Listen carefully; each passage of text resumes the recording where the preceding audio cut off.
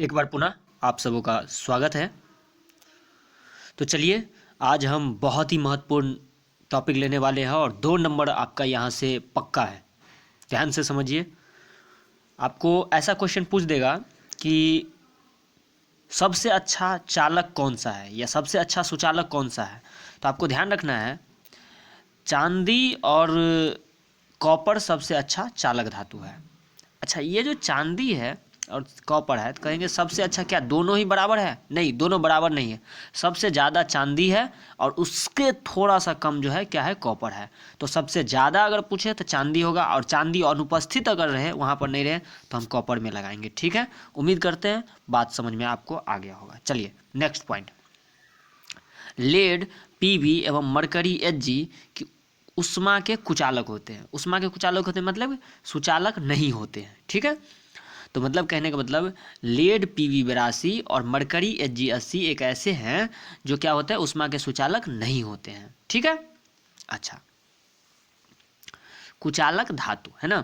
अच्छा, धातुएं प्रायः कठोर होती है, लेकिन अगर सोडियम पूछा है ऐसा कोई धातु बताएं जिसे चाकू से हम काट सकते हैं, तो क्या होगा सबसे पहला आंसर कि सोडियम होगा। क्या होगा आंसर? सोडियम, जिसे हम चाकू से काट सकते हैं। और दूसरा अगर पूछे तो लिथियम।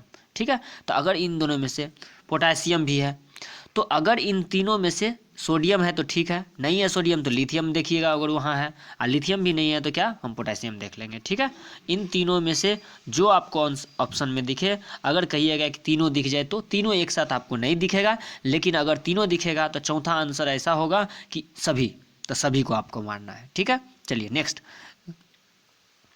डी। तो डी में क्या करें, मरकरी Hg तरल के रूप में पाया जाता है। मतलब एक ऐसा धातु जो क्या हो, धातु होते हुए भी द्रव्य रूप में है। बताइए, तो वो एकमात्र है और वो है कौन सा? मरकरी। कौन सा है? मरकरी। कौन सा है? मरकरी। चलिए, गैलियम Ga सीजियम Cs का गलनांक बहुत कम होता है, अर्थात ये धातुएं हथेली पर रखने पर मात्र से पिघल जाती है। क्या ऐसा धातु बताएं जो क्या होता है, हथेली पर रखने मात्र से पिघल जाता है, तो वो कौन सा है? गैलियम और सीजियम। अच्छा, सोना Au की तन्यता सबसे अधिक है। क्या बोले? सोना जो ये है सबसे कम, अगर तन्य बोला जाए, तन्य माने क्या, जिससे तार खींच सकते हैं, जिससे तार खींच सकते हैं पतला पतला, उसको बोलते हैं तन्य है। तो सबसे अधिक तन्यता किसका होता है? तो वो होता है किसका? तो वो होता है सोना का। किसका होता है? सोना का। ठीक है, और 1 ग्राम से कितना खींचा जा सकता है तार? तो 2 किलोमीटर लंबा तार खींचा जा सकता है। कितना खींचा जाता है?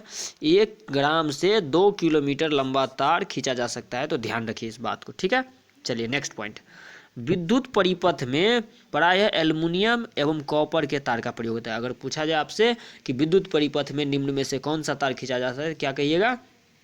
एल्युमिनियम या फिर कॉपर। ठीक है, सोना, चांदी, प्लेटिनियम एवं तांबा कम क्रियाशील धातु होते हैं। मतलब निम्न अवस्था के अगर क्रियाशील बात पूछे तो सोना भी है, चांदी है, प्लेटिनम है और तांबा है ना। ये बहुत कम अभिक्रियाशील है, मतलब ये स्वतंत्र रूप में पाए जाते हैं। ठीक है, चलिए, potassium, sodium, calcium, magnesium, aluminium. अच्छा, एल्युमिनियम इसमें नहीं है, होगा, है ना। ये देख क्या बोले कि potassium, sodium, calcium, magnesium, aluminium अत्यधिक क्रियाशील होते हैं ना।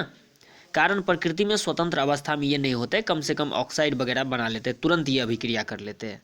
ये देखिए, ये अगर आप ऐसे याद रख लेंगे तो इस श्रेणी में, तो आपको देखिए ये सबसे कम क्रियाशील है, ये मध्यम वाला है, और ये क्या है, सबसे उच्च क्रियाशील है। तो अगर इसको याद रखिएगा तो आपका क्या होगा, तो बहुत सारा प्रश्न आपको यहाँ से बन जाएगा, है ना। ये धातु प्रायः ऑक्साइड के रूप में पाई जाती है। इसका निष्कर्षण विद्युत अपघटन विधि से हो जाता है। अगर इसमें से कहिएगा इतना सारा का, तो आराम से विद्युत अपघटन द्वारा हो जाता है, ये ऑक्साइड के रूप में पाया जाता है। अगर यहाँ पर बात करिएगा इस सेकेंड वाला का, तो ये धातुएं प्रायः ऑक्साइड के सल्फाइड कार्बोनेट के रूप में पाया जाता है। ऑक्साइड सल्फाइड कार्बोनेट के रूप में पाया जाता है और पृथ्वी के भूपर्पटी में ऐसा। और ये सबसे कम अगर पूछा जाए तो Ag, चांदी Ag 47 और सोना Ag 79 है ना। ये बिल्कुल स्वतंत्र अवस्था में पाया जाता है। और कुछ पॉइंट है जो कि बहुत ज़्यादा महत्वपूर्ण है, तो चलिए इनको हम क्या करेंगे, अगले क्लास में, अगले वीडियो में हम बात करेंगे। चलिए, आप सबों का बहुत बहुत धन्यवाद हमारे साथ जुड़े रहने के लिए।